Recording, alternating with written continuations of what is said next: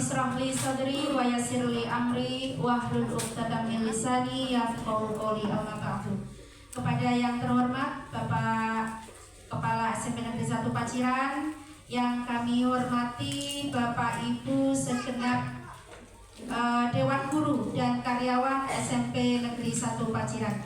Puji syukur kehadirat Allah Subhanahu wa Ta'ala pada kesempatan pagi hari ini, Jumat tanggal 7 Juni 2024, kita dapat menghadiri kegiatan yang diselenggarakan oleh calon guru penggerak dari SMP Negeri 1 Paciran, yaitu Bapak Hafid Pambudi, dalam kegiatan diseminasi penguatan budaya positif di SMP Negeri 1 Paciran dalam keadaan sehat walafiat. Salawat dan salam semoga senantiasa tercurah kepada junjungan kita Nabi Muhammad SAW. Bapak Ibu, sebelum acara kita mulai, supaya nanti kegiatan berjalan lancar dan membawa manfaat khususnya bagi kita dan juga nanti bisa kita implementasikan dalam kinerja kita di SMP Negeri 1 Paciran, marilah kita buka kegiatan pada pagi hari ini dengan bersama-sama mengucap basmalah.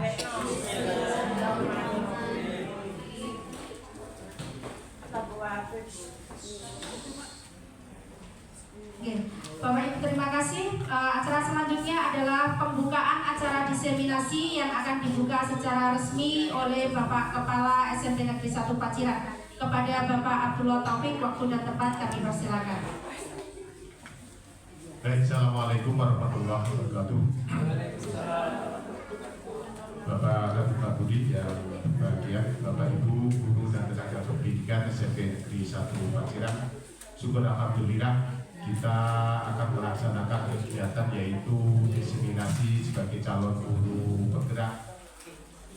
Salah satu guru SMP Negeri 1 Paciran yaitu Bapak Hafid Pambudi dalam kegiatan diseminasi ini, yaitu untuk kegiatan budaya positif di sekolah.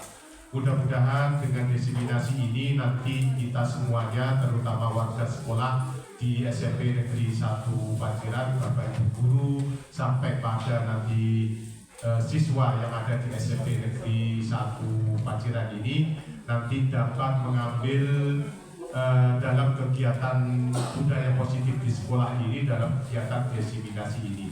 Untuk mengikat waktu, marilah kegiatan diseminasi budaya positif di sekolah di SMP Negeri 1 Paciran ini kita buka bersama-sama dengan bacaan basmalah. Bismillahirrahmanirrahim. Selanjutnya kami persilahkan untuk Bapak Hafid Pambudi untuk melaksanakan diseminasi budaya positif di sekolah kepada seluruh warga sekolah, Bapak Ibu guru dan seluruh stakeholder yang ada di SMP Negeri 1 Paciran ini. Demikian, kurang lebihnya saya mohon maaf. Assalamualaikum warahmatullahi wabarakatuh. Untuk selanjutnya langsung saja kepada pemateri diseminator kita, Pak Hafid Pambudi, disilakan. Assalamualaikum warahmatullahi wabarakatuh. Bismillahirrahmanirrahim. Alhamdulillahirabbil alamin wa kafa alladzi an'ama 'alaina wa hada. Wassalatu wassalamu ala sayyidil Mustafa wa ala alihi wa sahbihi al-rizqi wal wafa. Amma ba'du. Yang terhormat Bapak Kepala SMP Negeri 1 Paciran, yang saya hormati Bapak Ibu Dewan Guru beserta staf tata usaha SMP Negeri 1 Paciran. Pada kesempatan hari ini, marilah kita memanjatkan puja dan bersyukur kehadirat Allah Subhanahu wa Ta'ala, yang mana pada hari ini kita masih diberikan kesehatan, kesempatan, sehingga kita bisa mengikuti kegiatan diseminasi budaya positif di SMP Negeri 1 Paciran dalam keadaan sehat walafiat. Selawat dan salam semoga tetap terlimpah curahkan kepada junjungan kita Nabi Agung Muhammad SAW. Beliaulah yang menunjukkan kita dari zaman kegelapan menuju jalan terang benderang, yaitu ad-dinul Islam. Bapak Ibu,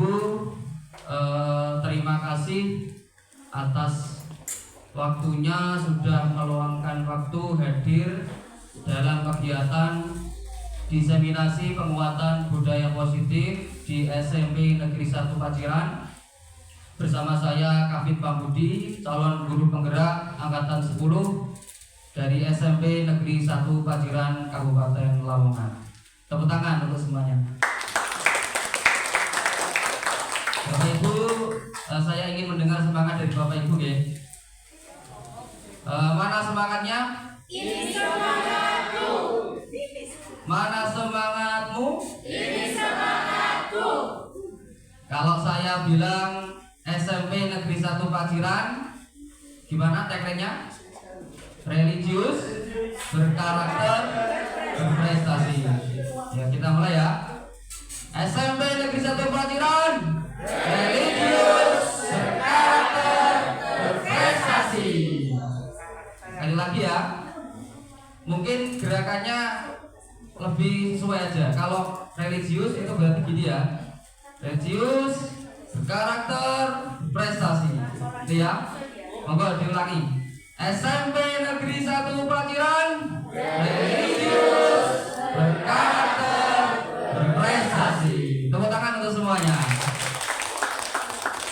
Baik Bapak Ibu, sebelum saya menyampaikan atau memaparkan materi kita hari ini yaitu budaya positif, saya ingin meminta Bapak Ibu berpendapat ya, kira-kira yang terbesit di pikiran Bapak Ibu tentang budaya positif itu apa?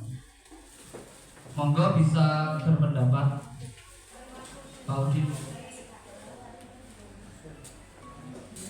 Budaya yang memiliki konotasi yang baik. Ya, terima kasih jawabannya luar biasa. Ya, budaya positif ini kira-kira penting nggak diterapkan di sekolah? Ya, sangat penting Bapak Ibu. Jadi budaya positif di sekolah itu penting dilakukan, penting diterapkan. Nah, kira-kira apa manfaatnya atau dampaknya, dampak baiknya ketika sekolah itu menerapkan budaya positif?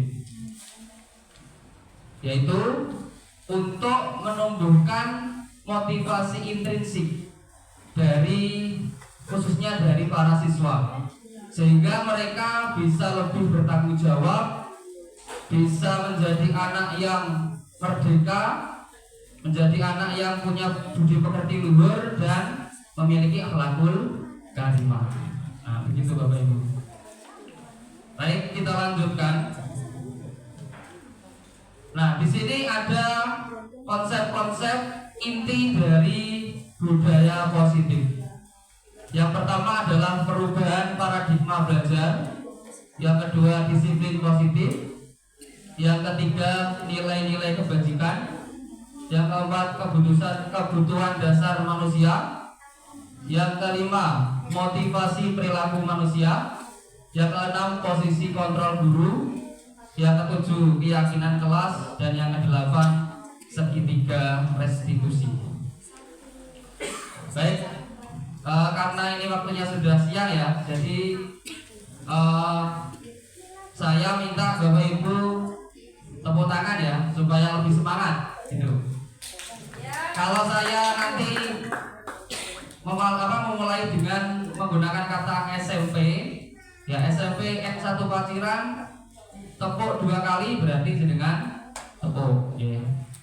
Tetapi kalau tidak ada SMP Negeri 1 Paciran ya, itu maka tidak usah tepuk gitu ya, tergantung instruksinya ya. Baik, kita tes ya. SMP 1 Paciran, tepuk 2 kali. Tepuk 2 kali. Nah, baru dites sekali sudah salah. Kurang konsen baru konsentrasi. Sekali lagi. Fokus ya, lebih fokus ya. Jadi kalau tidak ada kata SMP, tidak usah tepuk. SMP 1 Paciran, tepuk 3 kali. bacaan tepuk 5 kali. 1 kali. Oh, ada ternyata ya. Tepuk tangan. Baik. Kita lanjut Bapak Ibu supaya jenengan tidak ngantuk ya, tidak terlalu tegang.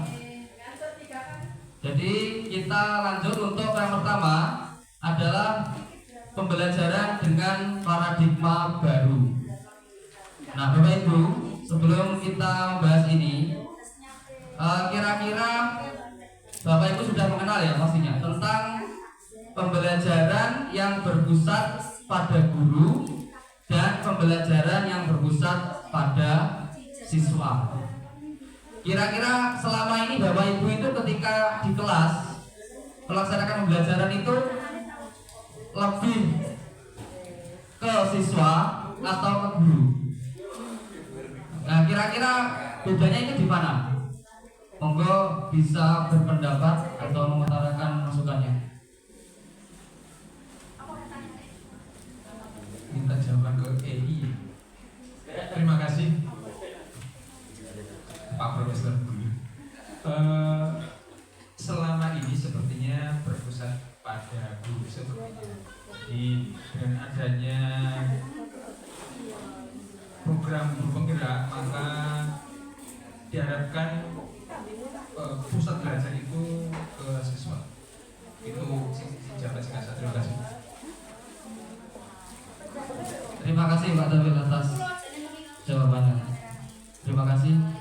Jadi Bapak Ibu, kita mulai sekarang harus bisa memiliki paradigma baru atau pola pikir yang baru, bahwa ketika kita melaksanakan kegiatan pembelajaran, maka kita harus menggunakan pola pendekatan yaitu teacher center atau pembelajaran yang berpusat pada siswa, sehingga ya maaf saya ralat ya. Jadi pembelajaran kita yang harus kita gunakan adalah pembelajaran yang berpusat pada siswa atau student center. Nah, maksudnya begitu, salah istilah. Jadi student center, karena dengan student center itu bisa kita menggunakan pendekatan yang namanya pembelajaran berdiferensiasi. Ya, jadi anak-anak itu sebenarnya walaupun di sekolah yang sama, di kelas yang sama, tetapi kebutuhan anak itu sebenarnya berbeda. Nah, maka tugas guru adalah mengupayakan untuk menciptakan pembelajaran yang memenuhi kebutuhan siswa. Nah, begitu Bapak Ibu. Nah, sehingga nanti bisa mewujudkan yang namanya profil pelajar Pancasila. Ada berapa dimensi Bapak Ibu? Profil pelajar Pancasila ada 6 ya. Yang pertama yaitu beriman dan bertakwa kepada Tuhan Yang Maha Esa dan berakhlak mulia. Nah, jadi siswa itu diharapkan memiliki keimanan dan ketakwaan kepada Tuhan, pada Allah Subhanahu wa taala. Yang kedua, berkebinakaan global atau dikaitkan dengan menjunjung tinggi nilai-nilai kebudayaan. Nah, itu yang perlu kita tekankan kepada siswa-siswi kita. Yang ketiga adalah bergotong royong. Ya, bergotong royong itu jangan diartikan kerja bakti membersihkan lingkungan. Ya, gotong royong itu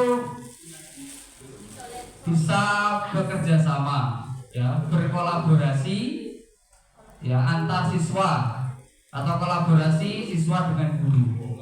Nah, itu juga termasuk nilai gotong royong. Selanjutnya ada kreatif, ya, memiliki kreativitas, kemudian berpikir kritis atau bernalar kritis dan mandiri.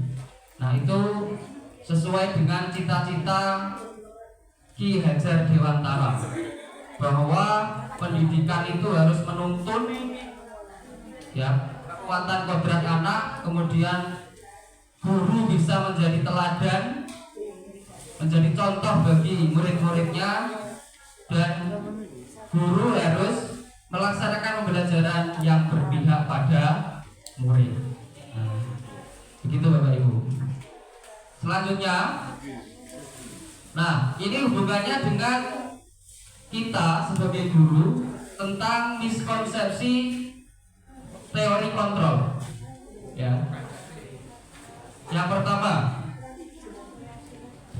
ilusi guru mengontrol murid. Jadi sebenarnya Bapak Ibu ketika Bapak Ibu meminta anak untuk melakukan sesuatu, itu sebenarnya anak itu memang awalnya menuruti apa yang kita perintahkan. Tetapi dalam jangka waktu tertentu, anak itu bisa saja berubah perilakunya. Jadi sebenarnya kita tidak bisa mengontrol murid. Itu hanya ilusi, hanya miskonsepsi belaka. Ya, itu yang pertama. Yang kedua, ilusi bahwa kritik dan membuat orang merasa bersalah dapat menguatkan karakter. Nah, jadi ketika Bapak Ibu misalkan mengkritik murid, ya, memarahi anak atau mungkin membuat dia merasa bersalah. Nah, itu sebenarnya mungkin pertama kali karakternya berubah. Tapi dalam jangka waktu tertentu, pada saat ibu dan bapak itu lengah, maka murid itu bisa saja melakukan kesalahan yang sama. Nah, jadi ini namanya miskonsepsi tentang teori kontrol. Yang ketiga, ilusi bahwa semua penguatan positif, efektif dan bermanfaat. Bapak Ibu paham ya, penguatan positif itu apa? Bujukan, ya, bujukan atau rayuan. Apakah bujukan itu bermanfaat dan efektif? Tidak, Bapak Ibu. Jadi sebenarnya kita itu tidak bisa ya sepenuhnya mengontrol murid. Hanya murid sendirilah yang bisa mengontrol dirinya sendiri. Nah, begitu. Jadi sebenarnya bujukan rayuan itu tidak efektif dan tidak bermanfaat. Awalnya sih menuruti apa yang kita perintahkan. Tapi lama-kelamaan kalau Bapak Ibu lengah, itu bisa anak itu kembali lagi ke kesalahannya yang sama. Nah, selanjutnya yang terakhir, ilusi bahwa orang dewasa memiliki hak untuk memaksa. Bapak Ibu kan guru ya, tentunya kan orang dewasa, murid belum dewasa. Nah, itu guru tidak bisa memaksa murid. Misalkan Bapak Kepala Sekolah ya memerintahkan Bapak Ibu untuk masuk KBM jam 7 tepat, ya, jam 7 tepat. Kemudian Bapak Kepala Sekolah standby di kelas-kelas. Nah, kira-kira Bapak Ibu gimana? Apakah menuruti apa yang diperintahkan Bapak Kepala Sekolah? Repot Bapak Ibu? Menuruti ya. Tapi ketika Bapak Kepala Sekolah ini tidak ada, atau misalkan ikut pelatihan ya, atau dinas di luar, kira-kira Bapak Ibu masih masuk jam 7? Nah, ini masalahnya. Alhamdulillah masih ya. Ya, tentangan ini masih mewakili ya. Nah, masih. Jadi kembali lagi Bapak Ibu ke motivasi diri, kesadaran diri. Itu yang akan membentuk namanya disiplin positif. Jadi tanpa ada perintah, tanpa ada pemantauan, kalau kita sudah punya motivasi diri, maka kita akan melakukan itu dengan senang hati. Betul Bapak Ibu ya?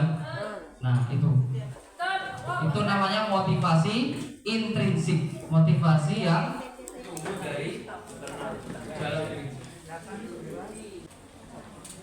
Oke Bapak Ibu ya, kita lanjutkan. Untuk kita ya sebagai guru harus mengubah paradigma dari paradigma stimulus respon ke pendekatan teori kontrol. Jadi yang kita kenal dulu ada teori stimulus respon. Ya. Nah, di sini stimulus respon itu memiliki teori satu, realitas atau kebutuhan kita sama. Kebutuhan kita sama. Tetapi teori kontrol berpandangan bahwa realitas atau kebutuhan kita berbeda.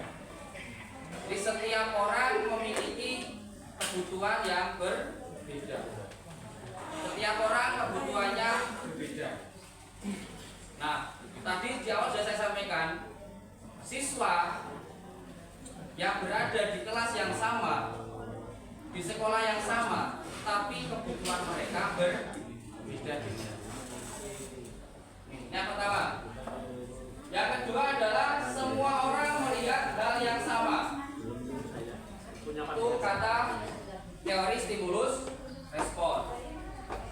Tetapi teori kontrol berpandangan setiap orang memiliki gambaran berbeda. Setiap orang punya harapan yang berbeda. Antara satu orang dengan yang lain punya cita-cita, harapan, keinginan yang berbeda. Terus yang ketiga, kita mencoba mengubah orang agar berpandangan sama dengan kita. Nah, ini kata teori stimulus respon. Nah, tetapi teori kontrol mengatakan kita berusaha memahami pandangan orang lain tentang dunia. Jadi kita itu tidak boleh memaksa orang lain sama keinginannya dengan kita, tapi kita mencoba memahami ya keinginan atau harapan orang lain. Nah, yang keempat, perilaku buruk dilihat sebagai suatu kesalahan. Ini Bapak Ibu, jadi sebenarnya Bapak Ibu jangan mencap anak misalkan berperilaku buruk ya, itu sebagai kesalahan. Tetapi apa? Teori kontrol mengatakan semua perilaku memiliki ditempel-tempelin. Jadi baik perilaku baik maupun perilaku buruk itu memiliki tujuannya masing-masing. Jadi jangan langsung anak berbuat kesalahan terus langsung dicap manusia gagal. Bukan seperti itu, Bapak. Jadi kita harus ngobrol dulu ke anaknya. Kita tanya kenapa kok melakukan perilaku ini. Itu yang harus kita terapkan dalam diri kita. Gitu. Yang selanjutnya,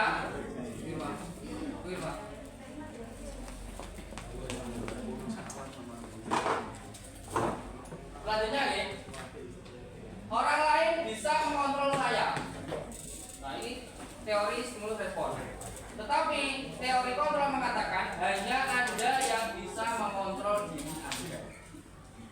Jadi kita tidak bisa mengontrol murid kita. Muridlah yang mengontrol dirinya sendiri. Gitu. Selanjutnya, saya bisa mengontrol orang lain. Anda tidak bisa mengontrol orang lain. Ini kata teori kontrol. Kemudian pemaksaan ada pada saat rujukan gagal. Nah, ketika misalkan Bapak Ibu ya meminta anak mengumpulkan tugas, nah, kemudian tidak bisa memenuhi keinginan Bapak Ibu. Nah, jadi saya ulang, ketika Bapak Ibu meminta anak mengumpulkan tugas. Nah, itu sebenarnya ketika kita bujuk, ya kita rayu-rayu supaya mengumpulkan, tetapi masih gagal. Kemudian Bapak Ibu memaksa dia untuk mengumpulkan tugas. Nah, sebenarnya itu dalam dunia pendidikan itu kurang tepat, ya. Jadi yang kita lakukan apa? Kolaborasi dan konsensus menciptakan pilihan-pilihan baru. Jadi kita harus bisa menjalin kolaborasi, komunikasi yang baik dengan murid, ya. Komunikasi yang efektif, kemudian menciptakan konsensus, kesepakatan, ya, kesepakatan, sehingga anak merasa tidak terbebani dan merasa bersalah. Gitu ya Bapak Ibu. Terakhir, model berpikir menang atau kalah. Ini menurut teori stimulus respon. Tetapi teori kontrol berpandangan model berpikir menang-menang, atau kalau dalam bahasa Inggris win-win solution. Nah, win-win solution. Jadi ketika misalkan anak itu berbuat kesalahan, bukan berarti anak itu kalah, guru menang, bukan. Tetapi kita harus berpikir bahwa ketika anak berbuat kesalahan, kita harus istilahnya apa? Melakukan komunikasi, ngobrol dulu dengan mereka, ya. Ngobrol dulu, kemudian kita tanyakan kenapa melakukan seperti itu, kesalahan kamu itu kenapa kamu lakukan, ya. Sehingga anak itu nanti apa? Bisa bertanggung jawab atas apa yang dilakukan. Gitu Bapak Ibu ya. Masih semangat Bapak Ibu? Oke. SMP 1 Patiran tepuk 3 kali. SMP 1 Patiran tepuk 1 kali. Tepuk 2 kali. Bubut masih saja. Belum konsentrasi. Ya, nanti kalau masih keliru nanti kita kasih konsekuensi, bukan hukuman. Selanjutnya, nah kita beralih ke disiplin positif, ya. Selama ini Bapak Ibu mengartikan disiplin itu kan aturan gitu ya. Disiplin itu aturan, hukuman, kemudian apalagi tata tertib gitu. Tapi sebenarnya disiplin itu berasal dari bahasa Latin Bapak Ibu, yaitu disipliner, yang artinya belajar. Belajar. Jadi disiplin itu apa? Mengacu kepada disiplin diri. Ya, disiplin diri. Kemudian ketika punya disiplin diri, dia akan memiliki tanggung jawab terhadap apa yang dilakukannya berdasarkan nilai-nilai yang diyakini. Nah, ini kembali lagi ke motivasi diri tadi. Nah, disiplin diri itu membentuk yang namanya disiplin positif. Merupakan salah satu cara penerapan disiplin yang bertujuan untuk menumbuhkan kesadaran serta memberdayakan peserta didik tanpa imbalan, penghargaan atau reward, ancaman atau hukuman. Ya, jadi misalkan anak berangkat sekolah, ya, masuk sekolah jam 7. Kemudian anak itu berangkatnya jam 7 kurang 15 menit misalkan. Nah, maka apakah anak itu memiliki motivasi diri? Sebenarnya belum tentu, ya, belum tentu. Anak itu mungkin takut dihukum, bisa jadi karena merasa nanti kalau terlambat dia dihukum, kemudian merasa tidak nyaman dia ketika datangnya terlambat. Nah, ini jadi tugas kita sebagai pendidik adalah menciptakan peserta didik yang memiliki disiplin diri sehingga mereka berperilaku yang mengacu kepada nilai-nilai kebajikan universal dan memiliki motivasi intrinsik dalam perubahan perilaku ke arah yang lebih baik. Nah, ini jadi kita tugasnya adalah menumbuhkan motivasi diri anak. Ya, bukan motivasi dari luar. Ya, motivasi yang terpenting adalah motivasi yang tumbuh dari kesadaran diri anak. Nah, selanjutnya berkaitan dengan nilai-nilai kebajikan. Ya, nilai-nilai kebajikan. Apa itu Bapak Ibu nilai-nilai kebajikan? Pokoknya yang baik-baik gitu ya. Itu kan nilai kebajikan. Nilai kebajikan itu sifatnya universal. Jadi umum. Atau bisa dikatakan sifat-sifat positif manusia. Ya. Dan lintas bahasa, suku bangsa, agama maupun latar belakang. Nah, ini namanya nilai-nilai kebajikan. Nah, saya ambil 3 contoh saja Bapak Ibu, nilai kebajikan institusi atau organisasi. Yang pertama dari nilai profil pelajar Pancasila. Beriman bertakwa, berakhlak mulia, kemudian mandiri, bernalar kritis, kreatif, ya, dan gotong royong, serta berkebinekaan global. Nah, kemudian dari institusi IB Primary Years Program PYP itu ada nilai toleransi, rasa hormat, integritas, mandiri, dan sebagainya. Yang terakhir keterampilan hidup atau life skill, dapat dipercaya, harus lurus hati, pendengar yang aktif, tidak merendahkan orang lain, dan memberikan yang terbaik dari diri.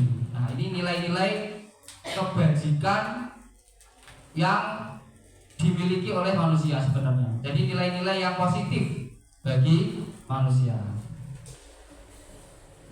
Nah, berkaitan selanjutnya dengan kebutuhan dasar manusia. Ya. Ketika misalkan Bapak Ibu ini, misalkan anak, ya. Anak itu di kelas suka mengantuk. Ya. Gak tahu ini alasannya kenapa. Kan banyak faktornya gitu. Ngantuk itu.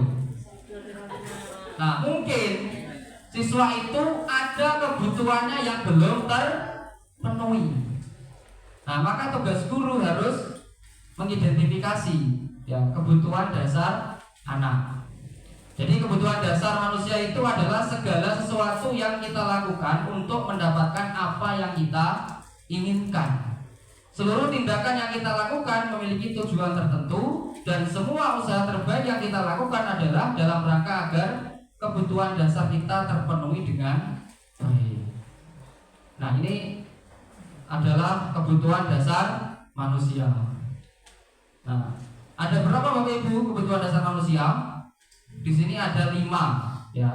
Ada 5 kebutuhan dasar manusia. Yang pertama adalah bertahan hidup atau survive, ya. Nah, bisa jadi anak yang suka ngantuk di kelas itu mungkin karena belum makan, ya, kurang, maksudnya belum sarapan, atau mungkin kesehatannya terganggu, ya, kena misalkan pusing atau apa, kena sakit perut atau apa, itu kan mengganggu tubuhnya sehingga dia mengantuk. Nah, itu berarti kebutuhan bertahan hidupnya itu belum terpenuhi. Selain itu juga ada makanan, ya, pakaian, tempat tinggal, keamanan, kesehatan. Nah, ini berkaitan dengan bertahan hidup. Yang kedua, kasih sayang dan rasa diterima. Nah, ini juga salah satu kebutuhan dasar manusia. Rasa diterima, diperdulikan, berbagi, kerjasama, menjadi bagian dari kelompok. Nah, biasanya Bapak Ibu kan sering ya membentuk kelompok di kelas, ya, membentuk kelompok. Nah, mungkin dari kelompok itu ada yang menyendiri anaknya, gak mau bekerja sama. Nah, itu. Ya. Biasanya begitu.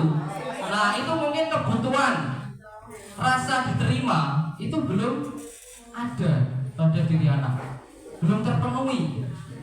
Ya, sehingga dia suka menyendiri, nggak mau kerjasama. Kemudian temannya itu melapor ke gurunya, Pak ini Pak, anaknya nggak mau kerjasama, nggak mau bekerja dalam kelompok. Nah, itu mungkin karena salah satu kebutuhannya, ya, love and belonging, ya, rasa diterima dan kasih sayang ini belum ada. Kemudian penguasaan yang ketiga, harga diri, keinginan untuk dianggap, memimpin, berprestasi, diakui, didengar. Nah, ini kan biasanya ada ya, anak-anak yang istilahnya pengen jadi ketua kelas, pengen pendapatnya didengar begitu. Pokoknya pengen berkuasa intinya. Pengen dianggap, ya. Dianggap itu kan penting ya. Jadi mungkin itu anak-anak yang misalkan seperti itu, yang pengen dianggap, ya, suka memimpin. Nah, itu berarti penguasaannya itu sudah terpenuhi. Kemudian yang keempat, kebebasan atau freedom. Mandiri, memiliki pilihan, mencoba hal baru, mampu mengendalikan arah dirinya. Yang terakhir adalah kesenangan, yaitu bermain, humor, antusiasme, tertawa. Nah, ini jadi Bapak Ibu ketika mengajar itu ya mungkin butuh namanya hiburan atau humor sedikit-sedikit bagi anak. Jadi tidak terus-menerus kita mengajar ya. Jadi ada selingan gitu ya. Ada selingan mungkin ice breaking atau sambung lagu dengan anak-anak. Pokoknya belajar sambil bermain gitu. Tapi intensitasnya atau kapasitasnya harus lebih besar pelajaran daripada selingannya atau humornya itu. Nah, itu penting bagi anak. Karena kalau nggak terpenuhi itu bisa anak itu melakukan perilaku yang buruk. Nah, itu. Nah, berkaitan lagi dengan motivasi perilaku manusia. Nah, ada 3 ini. Jadi motivasi itu ada 2 aspek, motivasi intrinsik dan motivasi ekstrinsik. Ya, motivasi diri atau intrinsik. Nah, ini yang merupakan tujuan disiplin positif. Nah, bisa jadi ketika anak itu misalkan berangkat sekolah, kemudian berangkatnya tepat waktu, itu motivasinya beda-beda itu. Ada yang karena kesadaran atau karena menghindari ketidaknyamanan atau hukuman. Nah, atau untuk mendapatkan imbalan atau penghargaan dari orang lain. Nah, misalkan ada siswa ya, misalkan disuruh presentasi, anaknya mau, gurunya kemudian, ayo siapa yang berani presentasi nanti saya kasih hadiah. Nah, itu berarti kan motivasi yang tumbuh dari luar sebenarnya. Nah, yang kita inginkan itu adalah motivasi yang tumbuh dari dalam. Jadi untuk menjadi orang yang mereka inginkan dan menghargai diri sendiri dengan nilai-nilai yang mereka percaya. Dan nilai-nilai tadi, nilai-nilai universal tadi yang harus kita tanamkan dalam diri siswa. Dan itu merupakan tujuan dari disiplin positif. Masih sepakat Bapak Ibu ya? Ya. Selanjutnya, nah sekarang untuk biar ini ya nggak ngantuk atau gabut ya. Jadi Bapak Ibu coba niki dijawab ya. Dijawab dari Pak Z dulu. Monggo. Ini apakah hukuman atau konsekuensi ya yang kita kenal itu? Mencatat 100 kali di dalam buku kalimat saya tidak akan terlambat lagi karena terlambat ke sekolah. Hukuman atau konsekuensi? Hukuman. Coba kita kunci dulu ya jawabannya ya. Kunci dulu. Terus yang kedua, untuk Ali, lari mengelilingi lapangan basket 2 kali karena terlambat hadir di sekolah. Hukuman atau konsekuensi? Hukuman. Selanjutnya yang ketiga untuk Pak Fikra ya. Murid diminta untuk push up 15 kali karena tidak menggunakan masker ke sekolah. Hukuman. Baik.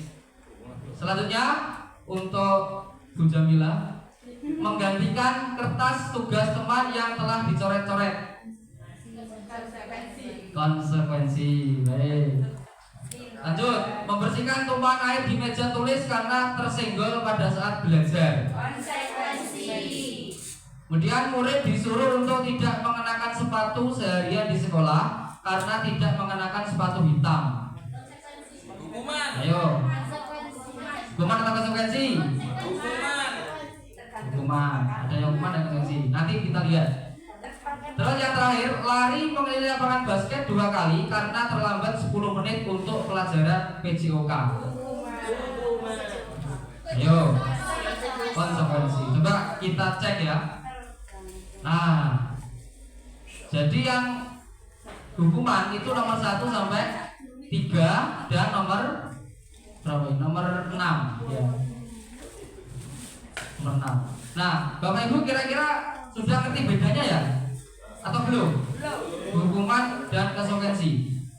Mari kita lihat. Nah, hukuman itu sifatnya tidak terencana, spontanitas atau tiba-tiba. Jadi tidak ada kesepakatan terlebih dahulu, ujuk-ujuk langsung dihukum, ya, diberi sanksi begitu. Murid tidak tahu apa yang akan terjadi atau tidak dilibatkan. Jadi tidak tahu apa ketika misalkan apa anak itu buat kesalahan terus dihukum. Loh kok iso? Padahal sebenarnya kan itu apa ya istilahnya? Termasuk ya kalau di pendidikan guru penggerak itu ya termasuk sebuah kesalahan dari guru. Itu sifat-sifat dari hukuman. Anak tidak tahu dan tidak dilibatkan. Bersifat satu arah.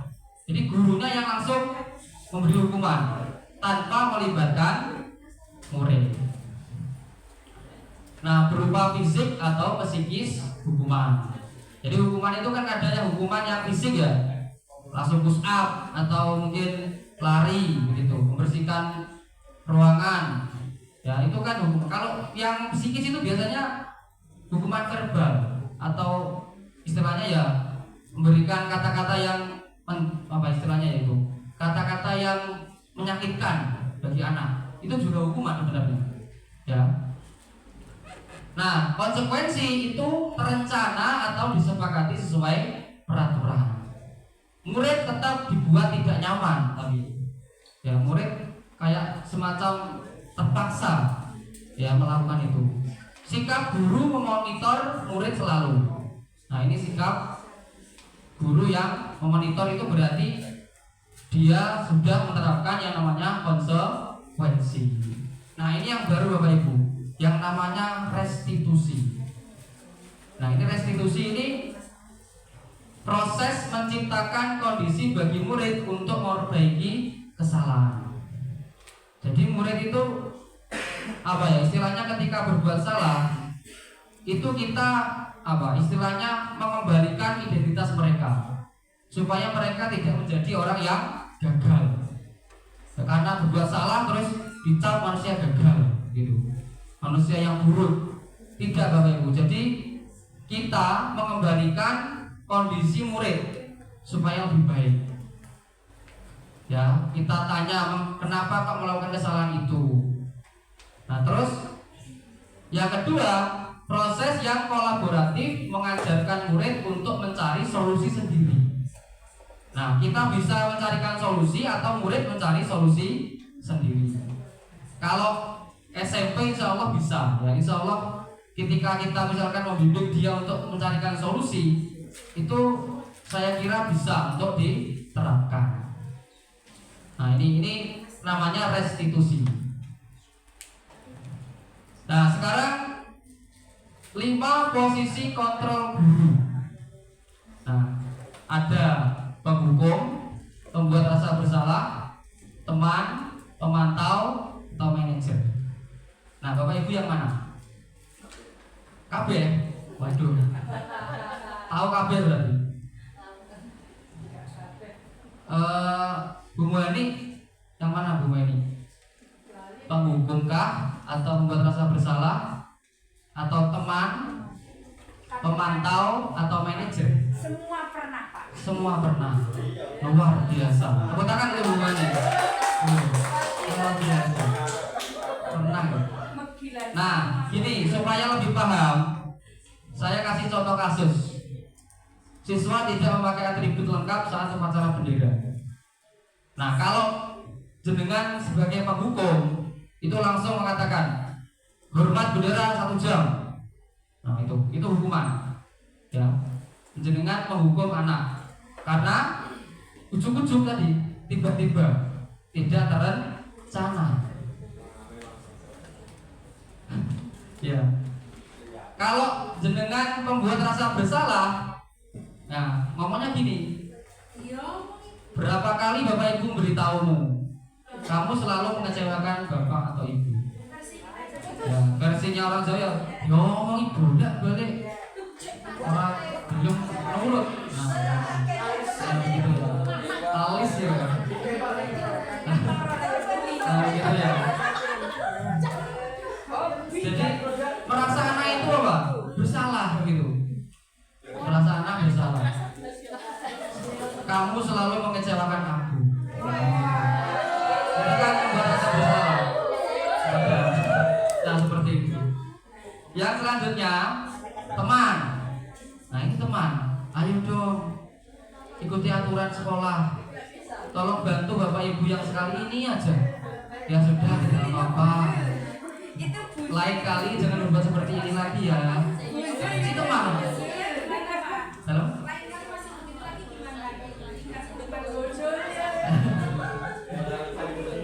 Nah ini ya, ini posisi kontrol teman. Jadi nganggap koncone dewi. Nah apa yang terjadi nanti? Anak itu akan ketergantungan kepada kita, melunjak, bahkan bisa melunjak. Nah yang selanjutnya pemantau.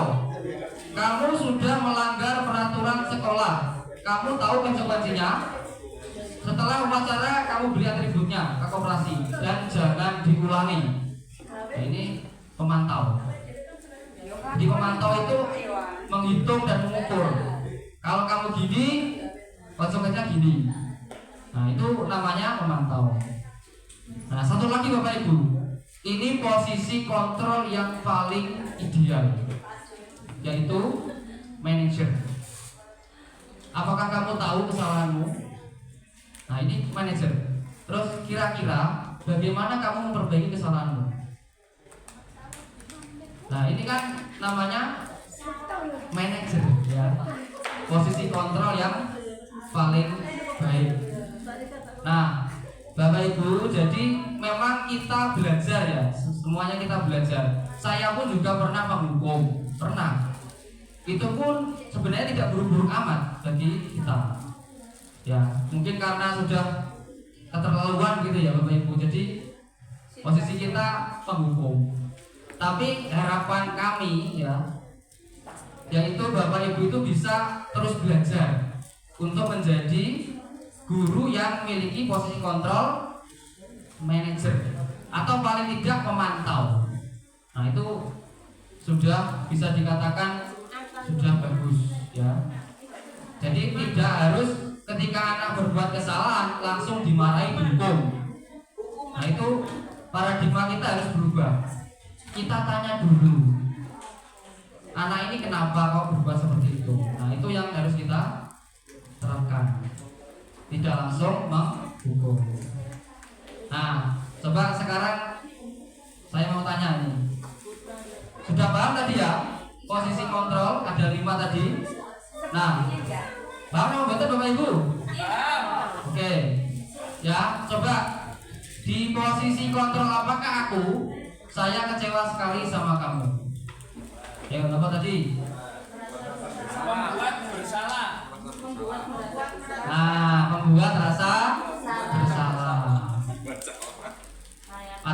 membuat merasa bersalah.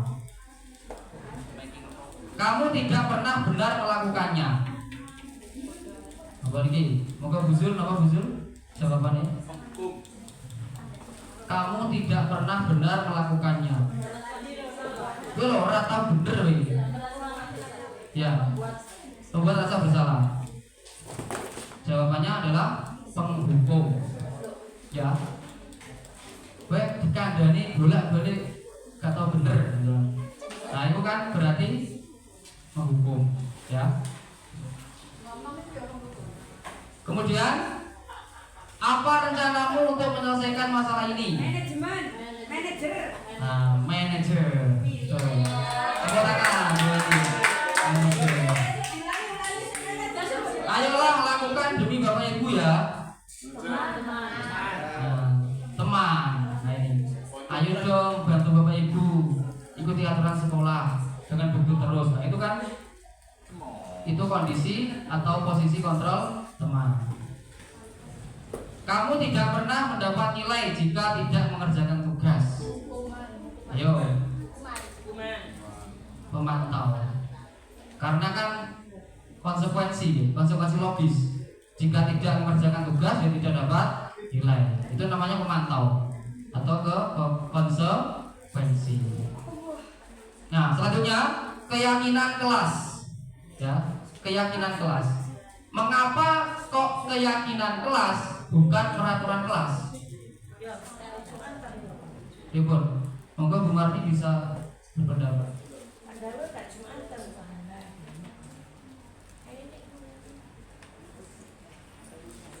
Mengapa kok keyakinan kelas bukan peraturan? Ya, mengapa kok keyakinan kelas bukan peraturan kelas?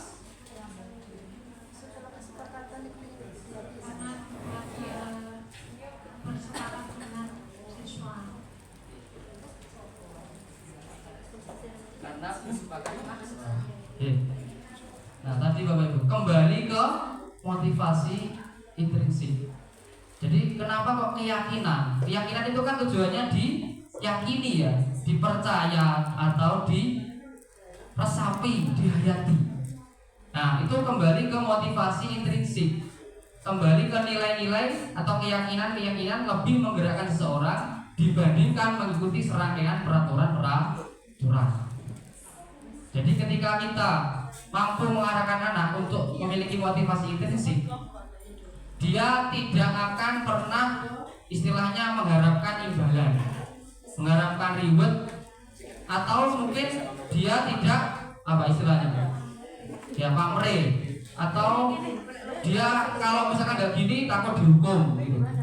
Itu kan masih motivasi luar. Nah, kenapa kok keyakinan tadi? Karena apa? Ke motivasi diri dan sudah dibuat kesepakatan gitu. Nah, pembentukan keyakinan kelas ini kemarin Bapak Ibu sebagian sudah ada ya yang membuat keyakinan kelas. Nah, keyakinan kelas itu cara membuatnya adalah bersifat abstrak, berupa pernyataan universal dibuat dalam bentuk pernyataan positif.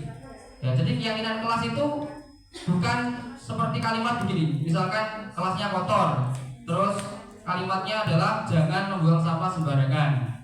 Itu kalimat negatif. Tapi buat kalimat positif, misalkan menjaga kebersihan. Bapak Ibu misalkan mengendarai motor pakai helm, itu tujuannya apa? Biar gak kangenan. Itu berarti motivasi luar itu. Masih motivasi ekstensif. Biar glowing. Nah, itu apa? Satu kata Bapak Ibu. Keselamatan. Nah, itu yang namanya keyakinan. Jadi keyakinan itu satu kalimat tapi apa? Bisa dimaknai. Ya, bisa digunakan untuk semua orang. Keyakinan kelas. Jadi itu. Terus sedikit saja agar mudah diingat. Nah, itu. Jadi tadi keselamatan. Ya, kayak misalkan anak membuli temannya, berarti keyakinan kelasnya bagaimana? menghormati sesama teman. Itu namanya keyakinan kelas. Jadi kalimatnya singkat, mudah diingat dan bernilai positif. Kemudian yang selanjutnya sesuai dengan kondisi kelas atau sekolah sehingga mudah diterapkan. Semua warga sekolah, warga kelas dilibatkan saat membuat keyakinan sekolah atau kelas. Nah itu yang mungkin sudah dilaksanakan Bapak Ibu. Ada yang belum ya? Mungkin nanti ya di awal tahun Bapak Ibu kalau jadi wali kelas, nah harapannya adalah panjenengan membuat yang namanya keyakinan kelas. Kemudian jenengan tempel ya kertas plano itu di dinding kelas supaya anak sering melihatnya, membacanya. Dan yang paling penting Bapak Ibu harus melakukan evaluasi. Ya jangan hanya ditempel terus mari memenuhi menggugurkan kewajiban, tapi tidak. Setiap mungkin 1 bulan sekali ya dievaluasi, dilakukan refleksi bersama agar keyakinan kelas itu tetap ada, ya tetap diterapkan. Nah, yang selanjutnya segitiga restitusi. Ini tadi ya, suatu proses dialog yang dijalankan oleh guru agar menghasilkan murid yang mandiri dan bertanggung jawab. Nah, restitusi tadi. Yang pertama ada menstabilkan identitas. Yang kedua validasi tindakan yang salah. Yang ketiga menanyakan keyakinan. Nah ini menstabilkan identitas. Berdasarkan prinsip pembuat kesalahan adalah bagian dari proses pembelajaran. Jadi anak ketika berbuat kesalahan itu sebenarnya anak itu dalam tahap proses pembelajaran. Bukan anak itu terus berperilaku buruk dianggap manusia gagal, ya manusia yang tidak baik. Nah, kemudian apa yang dilakukan guru? Berbuat salah itu wajar. Ya, jadi semua orang kan melakukan kesalahan ya. Al-insanu makhluk khata'an isyan. Manusia itu tidak luput dari kesalahan. Wajar. Melakukan anak-anak ya. Tidak ada manusia yang sempurna. 12 Bu ya. Ibu bapak juga pernah melakukan itu. Nah, kemudian ibu bapak tidak mau mencari siapa yang salah, tapi bapak ibu ingin mencari solusi dari permasalahan ini. Terus kamu berhak merasa begitu. Nah ini kita mencoba untuk menstabilkan identitas anak supaya ketika salah tidak langsung dihukum, karena itu akan istilahnya anak itu berpikiran nanti anak itu menjadi manusia yang tidak berguna gitu, karena dianggap buruk melakukan kesalahan. Tapi kita mencoba menstabilkan identitas mereka. Itu Bapak Ibu. Yang kedua, validasi tindakan yang salah. Berdasarkan prinsip setiap perilaku berupaya memenuhi suatu kebutuhan tertentu. Nah, misalkan bapaknya atau ibu gurunya berkata begini, kamu pasti punya alasan mengapa melakukan hal itu. Padahal kamu bisa melakukan yang lebih buruk dari ini ya. Kamu patut bangga karena telah melindungi sesuatu yang penting buatmu. Kamu melakukannya karena mempertahankan sesuatu yang penting bagimu. Nah, jadi berupaya memenuhi suatu kebutuhan tertentu. Yang ketiga, menanyakan keyakinan. Berdasarkan teori kontrol bahwa pada dasarnya kita termotivasi secara intrinsik. Nah, kemudian ketika anak berbuat kesalahan, kita tanya, apa keyakinan kelas kita? Coba ditanyakan. Terus, nilai-nilai apa yang telah disepakati bersama? Seperti apa gambaran kelas yang ideal menurut kamu? Kamu ingin menjadi orang yang seperti apa? Nah, ini segitiga restitusi. Menanyakan keyakinan. Mungkin yang saya alami itu mungkin saya sudah melakukan yang nomor 1 dan nomor 2. Yang nomor 3 ini jarang Bapak Ibu guru itu menerapkan, yaitu menanyakan keyakinan. Nah, Bapak Ibu ini adalah contoh ya. Sedangkan bisa dengarkan. contoh penerapan segitiga restitusi. Jadi Bapak Ibu ya, itu praktek segitiga restitusi yang saya lakukan bersama Farisa ya. Jadi contoh penerapan. Jadi Farisa ini kasusnya dia menyontek ketika ulangan.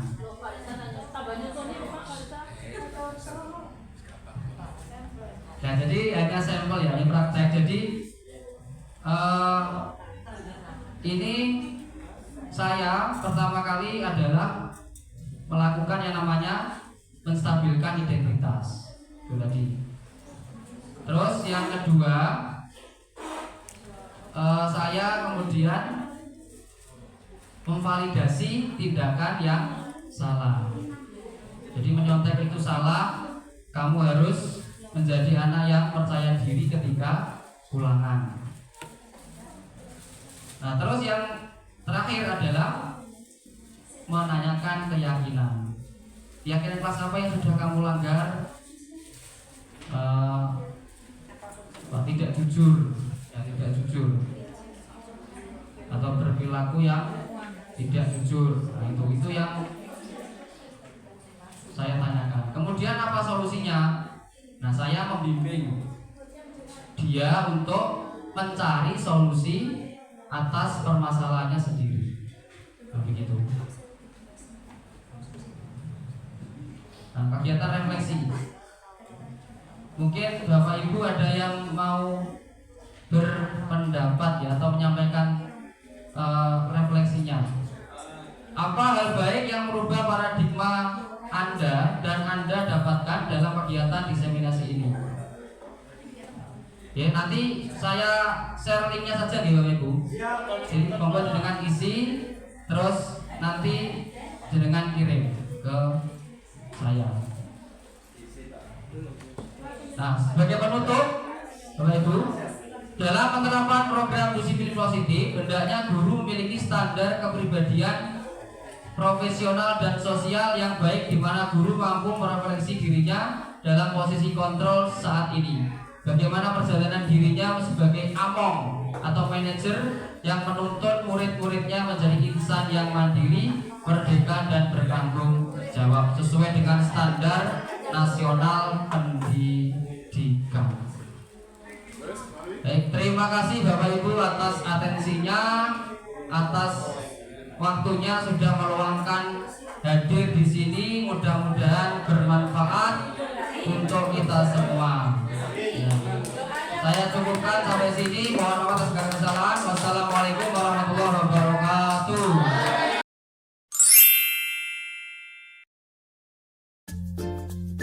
Assalamualaikum warahmatullahi wabarakatuh. Waalaikumsalam warahmatullahi wabarakatuh. Bagaimana hari ini anak-anak kabarnya?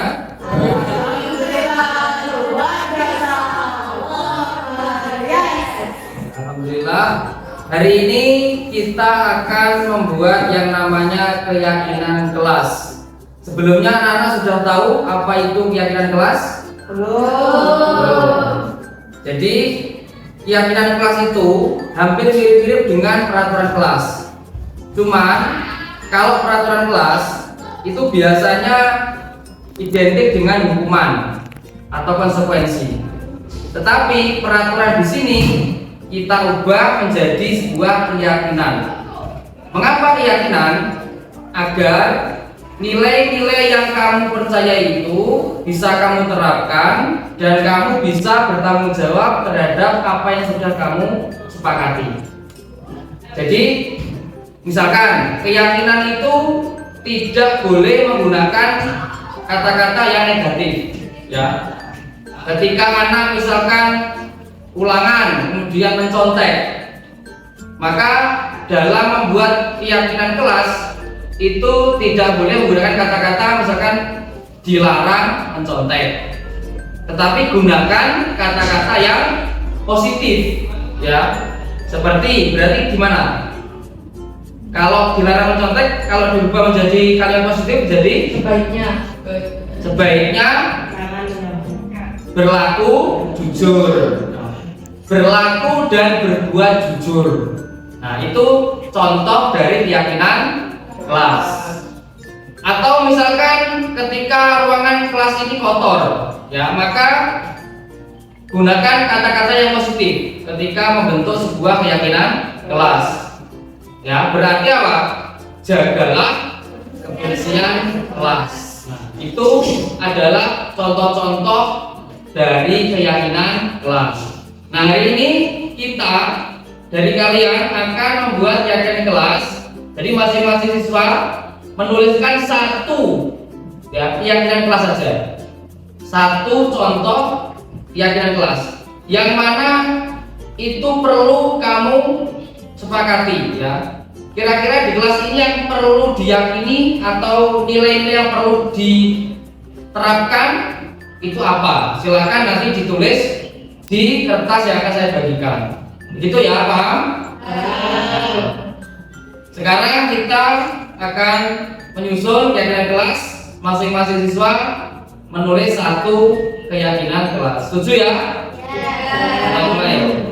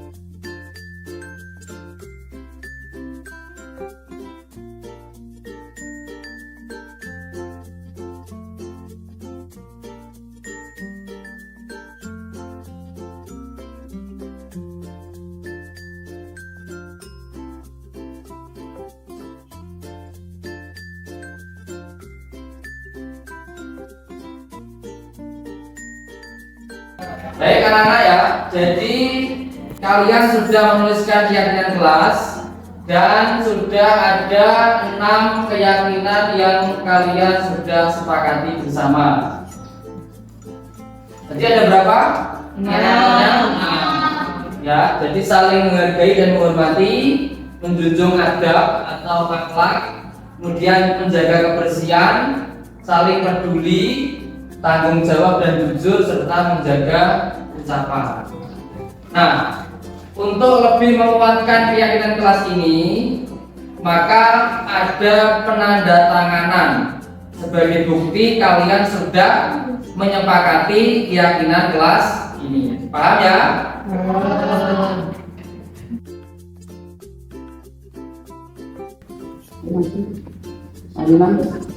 Jawab saja. Ya, Pak.